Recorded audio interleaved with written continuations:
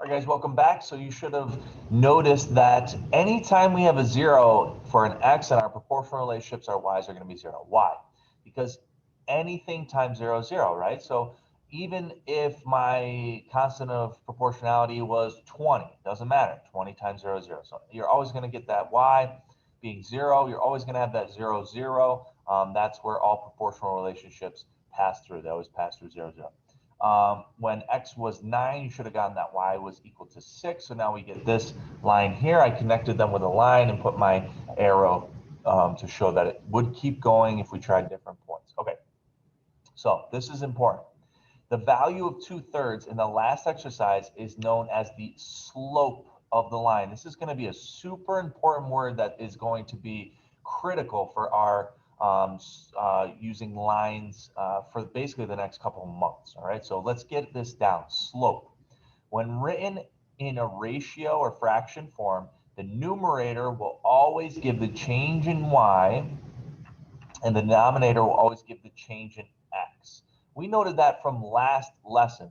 This first number, the top number, is going to tell you how much you're changing on your y values. And I'm going to actually zoom in here because I really want to show this in more detail. So if we take a look at our graph here, notice to get from one point to the next, you can think of slope as basically just a pattern, okay? In this pattern, if I start from this point, in order to get to the next point, my next point here is 3, 2, right? If I'm going y values first, because the first number, the top number they just told us is the y value, right? So this is y values. The y values are changing positive 2. So what does that mean? That means in order to get from this point to the next point, if you can think of these as just like street grids, okay? I can't go through somebody's yard. I got to go down the street and then over the street, okay? So I'm going to start from here. Notice how I go up 2, okay? That makes sense because I'm going up 2, all right?